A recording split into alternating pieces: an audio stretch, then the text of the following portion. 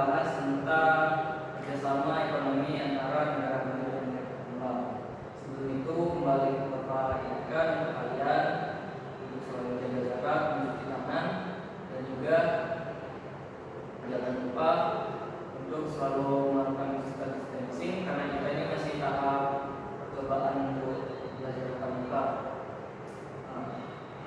Selanjutnya materi kita sebelumnya itu yaitu tentang materi negara maju dan negara berkembang.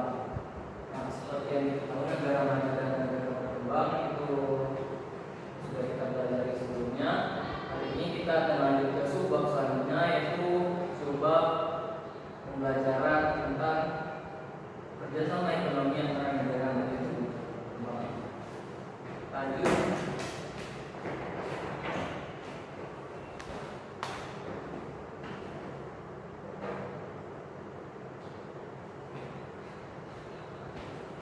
Baiklah, ini adalah salah satu contoh dari kerjasama ekonomi antara negara maju dan negara berkembang. Jika kita lihat di sini, ini kerjasama salah satu bentuk kerjasama ekonomi antara negara maju dan negara berkembang, ASEAN. Ini ada APEC dan di sini juga ada beberapa bentuk kerjasama lainnya. Nanti bakal kita bahas. Next slide-nya. Masuk ke pengertian. Mohon maaf sebentar, hapus dulu.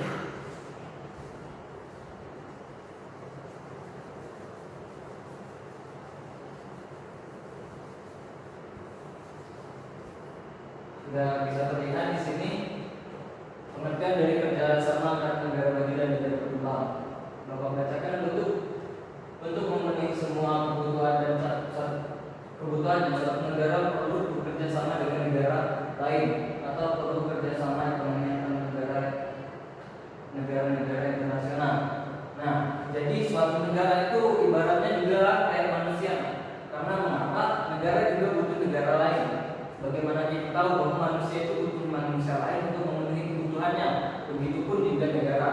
Jadi dalam memenuhi kebutuhan di negara itu sendiri, suatu negara itu memerlukan bantuan dari negara lain, baik seperti ekonomi, kesehatan dan yang lain sebagainya itu. Tapi yang paling banyak itu kerjasama antara kerjasama ekonomi, diplomatik dan juga kesehatan. Nah, di sini adalah kita baca lagi suatu negara di dunia walaupun sudah modern, wilayahnya luas dan sumber daya alamnya melimpah, tidak akan pernah mampu hidup mandiri tanpa berhubungan dengan negara lain. Dewasanya ini semakin modern kebudayaan manusia di suatu negara justru semakin tinggi tingkat kebergantungannya terhadap negara lain. Nah, jadi suatu negara walaupun negara itu sudah modern, sudah memiliki banyak teknologi, sudah memiliki banyak, ibaratnya itu seperti sudah maju lah negara itu ya. Nah, walaupun sudah maju seperti itu, negara itu tidak akan bisa hidup sendiri. Negara itu masih membutuhkan negara tetangganya ataupun negara yang ada di belahan dunia lain. Karena mengapa? Karena semakin tinggi suatu negara itu semakin maju, maka kebutuhannya akan terus meningkat. Hal ini mengapa? Karena mereka akan terus memerlukan bahan dan kebutuhan itu yang dipenuhi dari negara lain. Karena biasanya suatu negara maju itu mereka ada satu fokus dari bidangnya yang mereka kembangkan, dan bidang itu yang menjadikan negara itu menjadi maju biasanya. Nah, jadi untuk memenuhi kebutuhan itu kan karena mereka terfokus dengan satu bidang, otomatis di bidang yang lainnya belum terpenuhi. Jadi mereka membutuhkan negara lain untuk memenuhi kebutuhan tersebut. Selanjutnya itu apakah kerjasama ekonomi internasional itu? Kerjasama ekonomi internasional merupakan suatu kerjasama dalam bidang ekonomi yang dilakukan oleh suatu negara dengan negara lain. Kerjasama tersebut dapat terjadi hanya melibatkan dua negara saja ataupun lebih. Nah, jadi di sini kesimpulannya bahwa kerjasama ekonomi adalah suatu kerjasama ekonomi internasional yang dilakukan antara dua negara kembali dalam bidang ekonomi, dan hal itu dilakukan untuk saling memenuhi kebutuhan dari negara itu sendiri.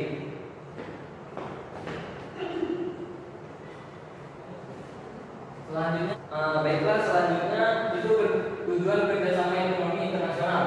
Nah, di sini ada beberapa poin dari tujuan kerjasama ekonomi antara suatu negara, antara negara-negara berkembang, kerjasama ekonomi ya. Nah, di sini mencukupi kebutuhan dalam negeri. Nah, untuk mencukupi kebutuhan dalam negeri, suatu negara, baik itu negara maju atau negara berkembang, mereka pasti memerlukan negara lain memenuhi kebutuhan ini, kebutuhan pokok ataupun kebutuhan dalam hal bidang-bidang yang diperlukan itu akan memerlukan negara lain. Contohnya negara luar ataupun negara Amerika Serikat dalam kebutuhan industri, mereka memerlukan Indonesia misalnya. Indonesia sebagai penghasil bahan-bahan industri seperti karet ataupun seperti karet lah intinya ya, seperti karet. Nah, jadi Indonesia ini mengekspor bahan mentah dan Amerika Serikat untuk memenuhkan kebutuhannya, dia mengimpor karet dari Indonesia, itu berupa bahan mentahnya. Dan selanjutnya meningkatkan produktivitas dalam negeri.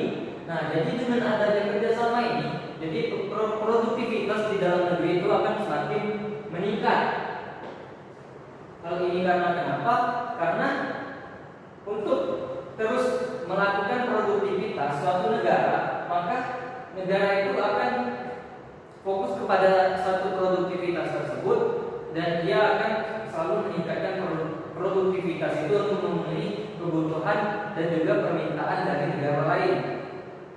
Tidak hanya negara lain saja, biasanya ya produktivitas yang dihasilkan ini juga untuk negaranya sendiri.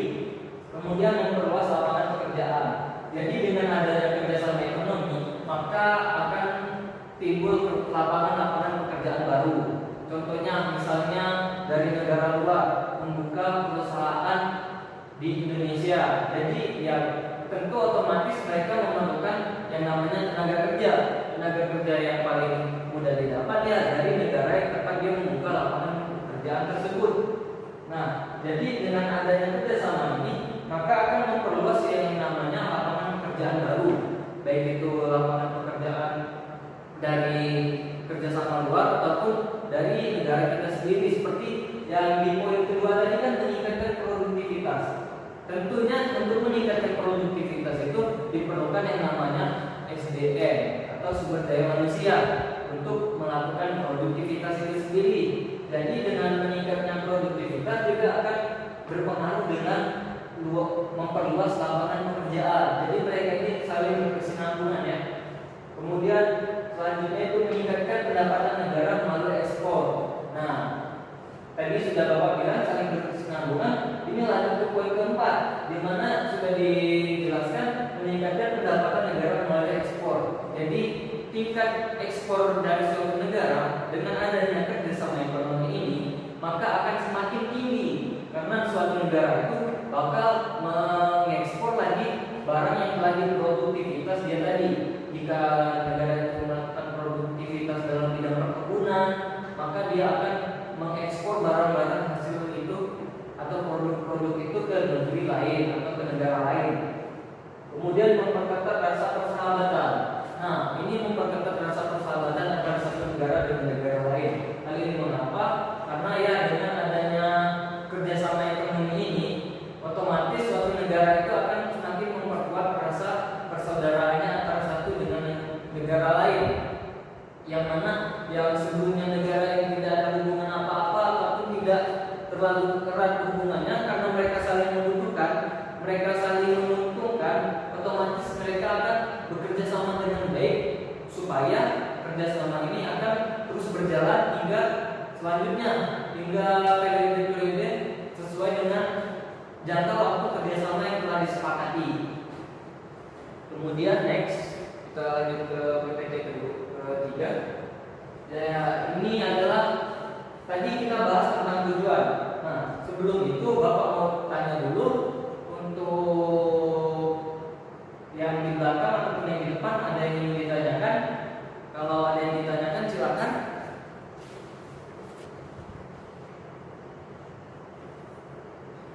Baiklah, apakah ada yang ditanyakan? Gimana? Kalau tidak, kita akan lanjut untuk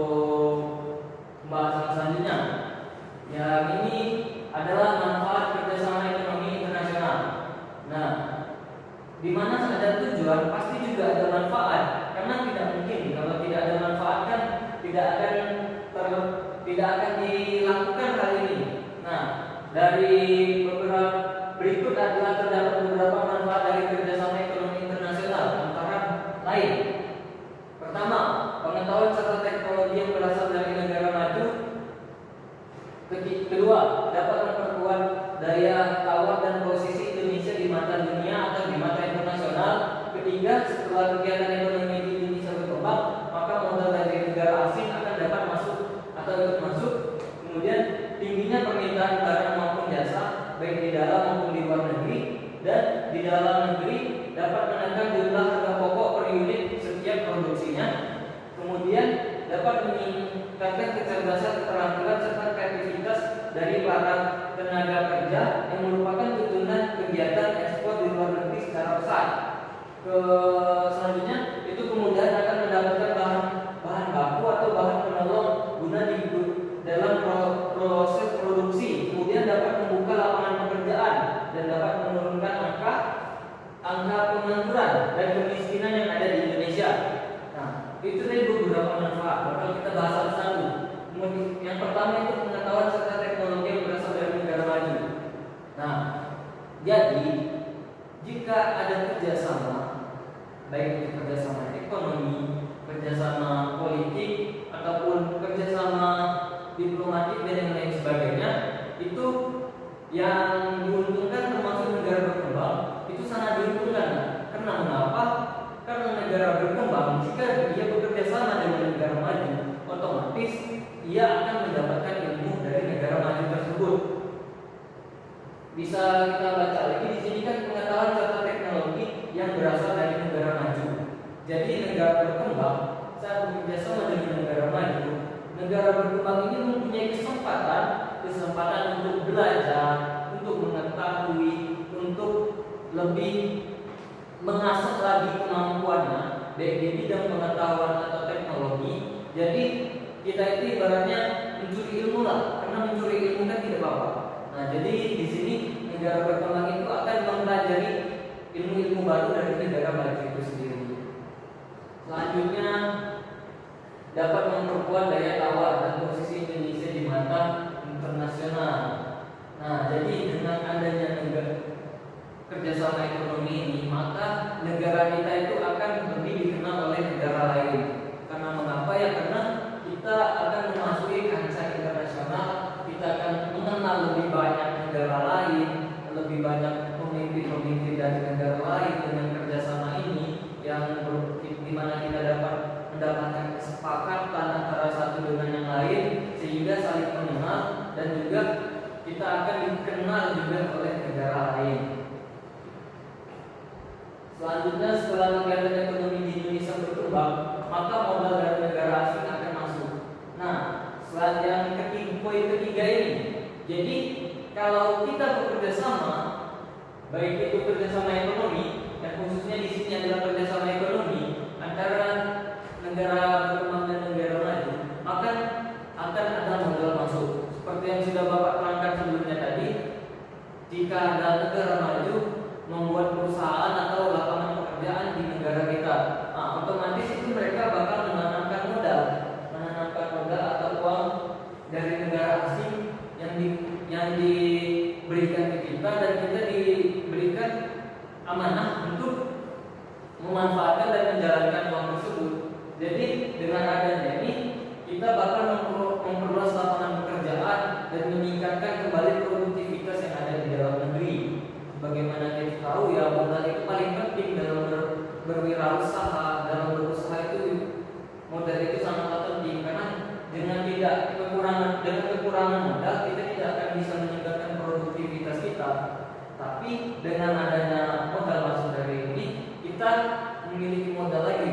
Jadi kita bisa mengembangkan kembali produktivitas yang kita buat, dan kita dapat mengembalikan modalnya dari keuntungan yang kita dapat.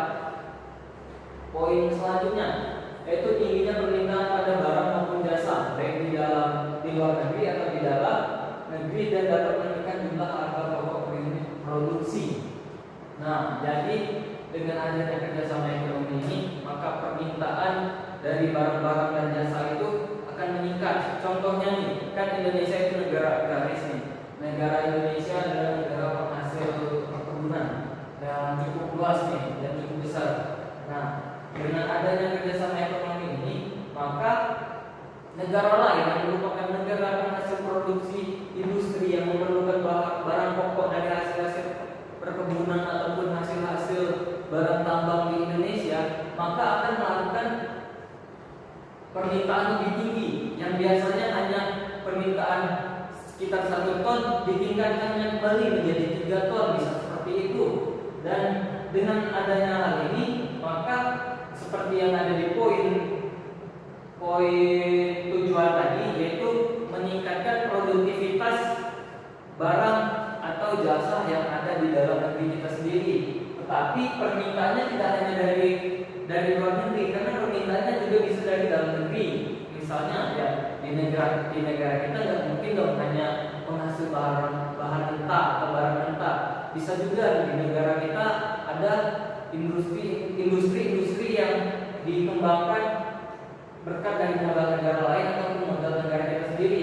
Jadi mereka juga memerlukan ya barang dan jasa dari hasil produksi kita itu sendiri. Dan kalau bisa ya kita itu mengelola bahan mentah itu dari produktivitas atau industri kita sendiri. Jadi kita tidak lagi mengekspor barang mentah ke luar negeri.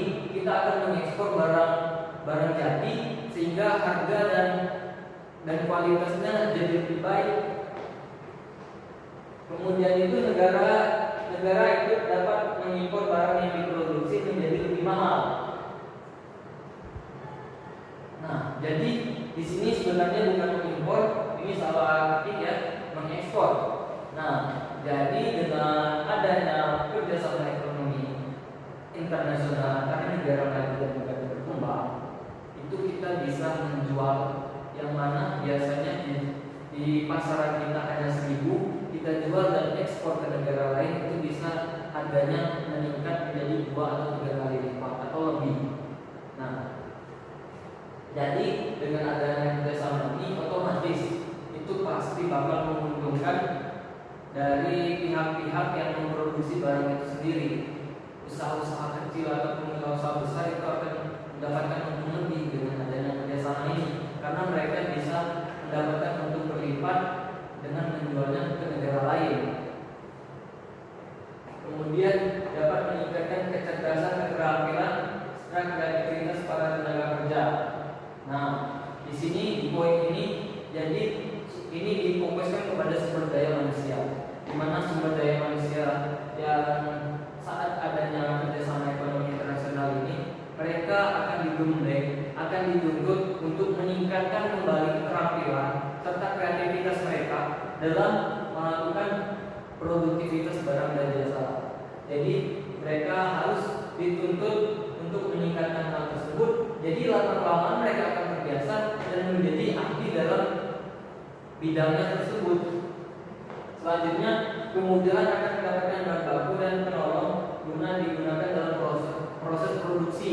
Nah, jadi ini merupakan manfaat utamanya. Kenapa? Karena dengan adanya kerjasama, yang mana kita biasanya ingin memproduksi barang, tapi kita kekurangan bahan, sedangkan di negara kita juga tidak ada bahan yang kita perlukan itu. Nah, kita pasti memintanya dengan atau membelinya dengan negara lain. Kalau meminta kan nggak mungkin kan, pasti bayar. Nah, itu kita pasti membelinya dari negara lain. Nah, itu berupa bahan baku yang kita perlukan. Itulah penggunaan dari, pokoknya itu manfaat utama dari kerjasama ekonomi internasional ini. Kemudian dapat membuka lapangan pekerjaan. Nah, ini akan selalu ada, yaitu membuka lapangan pekerjaan. Karena nggak mungkin lah kalau kita bekerja hanya itu saja orangnya. Karena tidak akan meningkat bahan produksi yang akan diciptakan jika yang bekerja itu hanya itu saja orang yang tidak bertambah. Nah, pasti itu memerlukan orang baru, memerlukan tenaga kerja baru untuk meningkatkan yang biasanya mereka menghasilkan hanya 1 ton atau 2 ton dalam per bulannya atau per harinya, dengan ditingkatkan dan ditambah pekerjanya, dia bisa meningkat menjadi lebih dari 1 Ini adalah manfaat-manfaatnya. Kita tahu bahwa ya di sini sangatlah penting untuk kerjasama ekonomi antara satu negara dan berkembang, negara maju dan negara berkembang. Kerjasama ini sangat bermanfaat karena yang mana dengan adanya kerjasama ini suatu negara itu dapat saling memenuhi kebutuhannya, baik kebutuhan di bidang ekonomi ataupun kebutuhan di bidang-bidang yang lainnya. Industri seperti bahan-bahan tambang kan, kita yang negara-negara berkembang yang sulit untuk ataupun tidak mempunyai infrastruktur untuk mengolahnya, khususnya seperti itu. Karena mengapa? Negara berkembang kan teknologinya masih kurang, sedangkan negara maju sudah memiliki teknologi yang maju. Jadi kita yang mana sebagai penghasil bahan mentah dan negara maju penghasil barang jadi, kita mengekspor barang mentah itu untuk dijadikan barang jadi pada negara maju tersebut. Nah, sampai sini apakah ada pertanyaan? Bagaimana?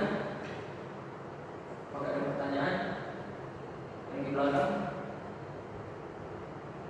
Jika tidak ada, kita masuk ke materi selanjutnya saja ya. Untuk sekalian mempersingkat waktu, karena masih ada beberapa slide lagi, yaitu bentuk-bentuk kerjasama ekonomi antara negara maju dan negara berkembang atau kerjasama ekonomi internasional. Dilihat dari letak geografisnya, kerjasama ekonomi internasional dapat dibedakan menjadi 3. Nah, ini dari letak geografisnya dibedakan menjadi 3, yaitu kerjasama ekonomi internasional adalah kerjasama di bidang ekonomi yang dilakukan oleh banyak negara di dunia. Kemudian kerjasama ekonomi regional adalah kerjasama ekonomi yang dilakukan oleh negara-negara yang berada dalam satu kawasan tertentu. Kemudian kerjasama ekonomi antar regional antara kerjasama ekonomi yang dilakukan oleh negara-negara yang berada dalam satu kawasan dengan negara yang berada di kawasan lain. Kita bahas yang pertama, itu kerjasama ekonomi internasional, yang mana kerjasama sudah jelas dari katanya internasional, yang berarti itu melibatkan lebih dari satu pihak dari negara lain. Jadi dalam hal ini kerjasama ekonominya itu meliputi seluruh dunia. Kemudian selanjutnya kerjasama ekonomi antar regional. Nah, antar regional ini adalah antar satu kawasan. Contohnya itu kerjasama yang terjadi antara ASEAN. ASEAN atau itu kawasan yang ada di Asia Tenggara. Jadi negara-negara yang ada di Asia Tenggara itu akan bekerja sama dengan nama kawasan, dengan nama bentuk kerjasamanya itu kerjasama ekonomi regional.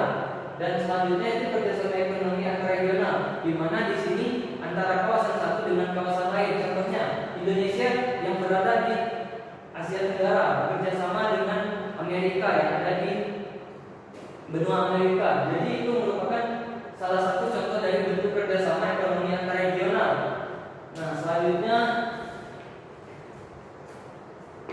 masih bentuk kerjasama ekonomi yang di sini berdasarkan banyaknya negara atau peserta kerjasama ekonomi itu dibedakan menjadi 2. Nah, menjadi 2 yaitu kerjasama bilateral atau kerjasama ekonomi yang dilakukan oleh dua negara. Kemudian kerjasama ekonomi multilateral atau kerjasama ekonomi yang dilakukan oleh 2 negara atau lebih. Kita bahas yang pertama. Yang pertama yaitu kerjasama ekonomi bilateral, yang mana ini kerjasama yang hanya melibatkan 2 negara. Misalnya seperti yang banyak sudah Bapak contohkan sebelum-sebelumnya tadi, yang mana misalnya Indonesia penghasil karet, yang negara luar atau negara maju memerlukan karet tersebut. Jadi mereka hanya bekerja sama dalam bidang ini dan tidak ada keterlibatan antara negara-negara lain. Dan juga ataupun untuk kerjasama misalnya negara yang saling bertetangga, Indonesia dengan Malaysia, mereka bekerja sama dalam bidang ekonomi, yang mana mereka membebaskan untuk suatu perdagangan melewati batas negaranya tanpa melalui pemeriksaan yang rumit untuk bisa berdagang di negara sebelah. Nah, itu bisa juga. Itu contohnya kan hanya ada 2 negara yang bekerja sama. Selanjutnya itu kerjasama ekonomi multilateral. Nah, jadi ini kerjasama antara 2 negara atau lebih. Contohnya itu masyarakat ekonomi Asia atau MEA. terjadi atau sudah terjadi pada saat ini, di mana negara-negara di Asia itu bebas untuk saling bekerja sama ekonomi. Jadi negara lain bebas masuk ke Indonesia, negara kita juga bebas masuk ke negara luar untuk melakukan kerjasama ekonomi ataupun berdagang. Nah, dari kerjasama ini itu kita masuk ke materi selanjutnya. Nah, di sini adalah contoh. Sebelum itu Bapak ingin bertanya dulu. Kalau menurut kalian kerjasama ekonomi itu sangat menguntungkan tidak? Benar, itu sangat menguntungkan. Karena mengapa ya? Dengan adanya kerjasama ini akan saling melengkapi antara satu sama lain. Dan itu yang di belakang kira-kira ada pertanyaan tidak? Atau yang di sebelah kiri?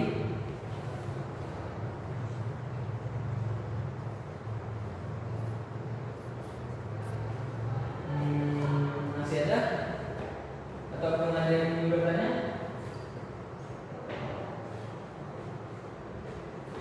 Baiklah, jika tidak ada yang bertanya, Bapak akan lanjut ke slide ini. Kita lihat dulu beberapa slide lagi kita akan pelajari. Karena Bapak lupa, ini ada beberapa slide. Baiklah, ini slide terakhir kita ya.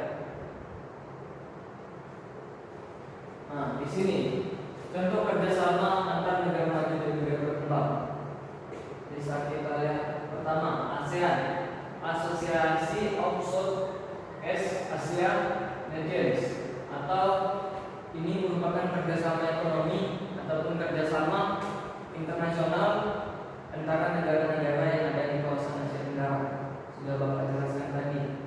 ASEAN ini pertama kali berdiri di Bangkok, Thailand, di mana saat itu negara-negara dari benua belahan Asia Tenggara ini, kawasan Asia Tenggara berkumpul untuk membentuk suatu kerjasama yang dimana anggota-anggotanya itu berasal dari negara Asia Tenggara. Contohnya seperti Indonesia, Singapura, Malaysia, Laos, Brunei Darussalam, Filipina, Thailand, Vietnam, dan lain sebagainya. Itu kalau tidak salah ada sekitar 10 atau 11 dan 12 negara. Jadi ASEAN ini berada di, tentunya sesuai dengan seperti yang kita bahas tadi, itu merupakan bentuk kerjasama ekonomi regional atau yang berada di dalam satu kawasan. Jadi negara lain, misalnya nih, negara Jepang pengen masuk ASEAN itu tidak bisa karena Jepang bukan berada di Asia Tenggara. Jadi untuk bisa masuk ke ASEAN ini, negara itu harus pasti syarat utamanya negara-negara yang ada di Asia Tenggara. Jika memang Jepang mau ikut ke ASEAN, berarti Jepang harus pindah dulu ke kawasan Asia Tenggara. Nah, tapi itu tidak mungkin. Kemudian IMF, International Monetary Fund atau Dana Moneter Internasional. Ini merupakan salah satu bentuk kerjasama ekonomi yang dimana itu seperti tadi menyiapkan modal ataupun dana untuk negara-negara internasional atau negara-negara di dunia. Kemudian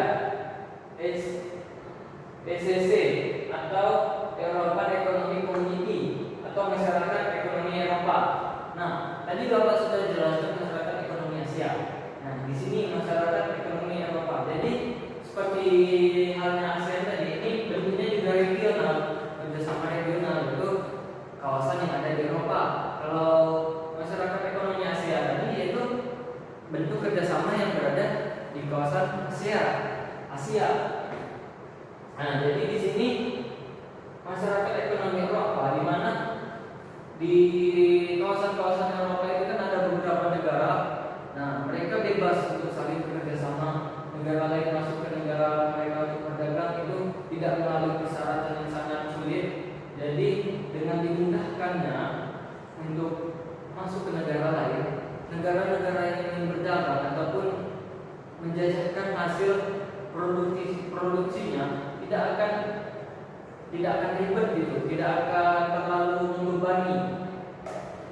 Selanjutnya IBRD atau International for Research and Development atau Bank Dunia.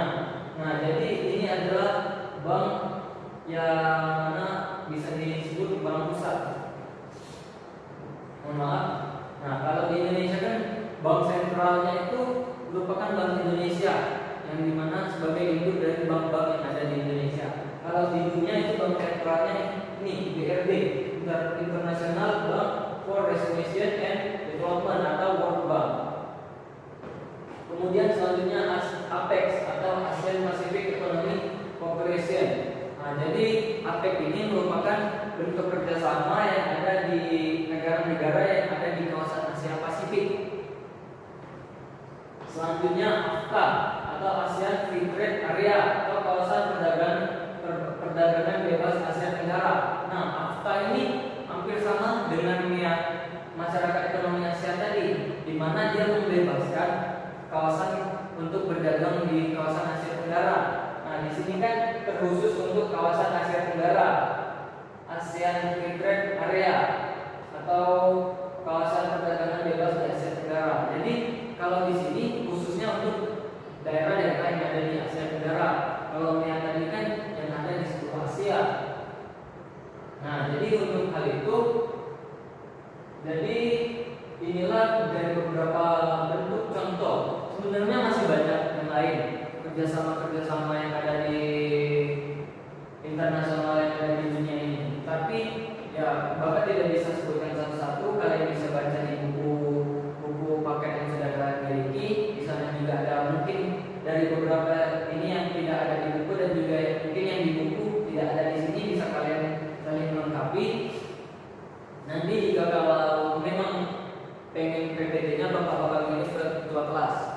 Nah, ngomong-ngomong yang di belakang ada yang ingin ditanyakan? Nah, baiklah, jika tidak ada yang ingin ditanyakan, Bapak akan memberi tugas. Nah, di sini kita akan mulai dengan tugas kelompok. Tugas kelompok itu akan dipresentasikan, membuat PowerPoint ataupun video, dan juga lengkap dengan makalah. Tenang saja, untuk presentasi kita itu bukan hari ini, karena hari ini Bapak hanya akan membagi kelompoknya terlebih dahulu. Untuk presentasinya akan kita jalankan minggu depan, yang mana presentasinya itu setiap kelompok akan maju untuk mempresentasikan dari bentuk-bentuk atau contoh-contoh dari kerjasama ekonomi internasional ini. Jadi nanti Bapak bagi itu kalian bebas pilih antara ASEAN, IMF, BCC, IBRD, APEC ataupun NAFTA ataupun ada yang lainnya. Bisa kalian pilih, kalian cari materinya, dibuat berupa PowerPoint. Itu pokoknya dari poin utama dari diskusi kalian itu kalian harus mencantumkan keuntungan Indonesia dalam mengikuti kerjasama tersebut. Misalnya keuntungan Indonesia mengikuti Asia. Pokoknya dampak positif dan dampak negatifnya juga harus kalian sertakan. Nah, di sini tenang saja, kita tidak akan melakukan presentasinya hari ini. Kita akan melakukan presentasinya untuk minggu depan.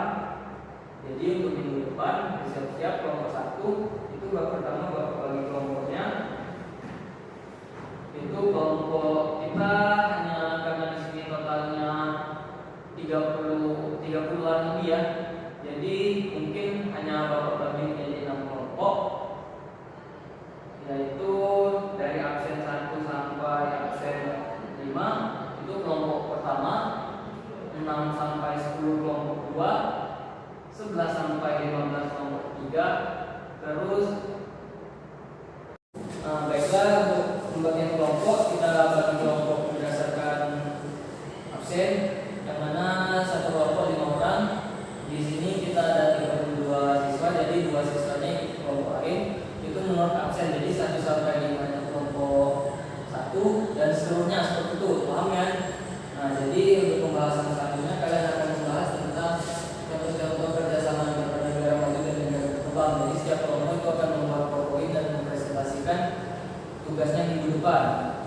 Jadi siapkan PowerPoint, terus kalau ada video, kulit video, terus itu jangan lupa yang Bapak pesankan tadi harus ada dampak positif dan negatifnya kerjasamanya itu dengan Indonesia.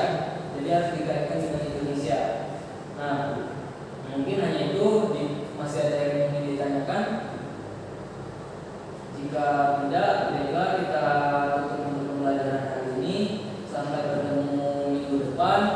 Kita langsung masuk kelompok 1 untuk minggu depan. Jika sempat kita akan langsung ke kelompok 2. Jadi nanti untuk minggu depan ketua kelasnya langsung disiapkan proyektornya.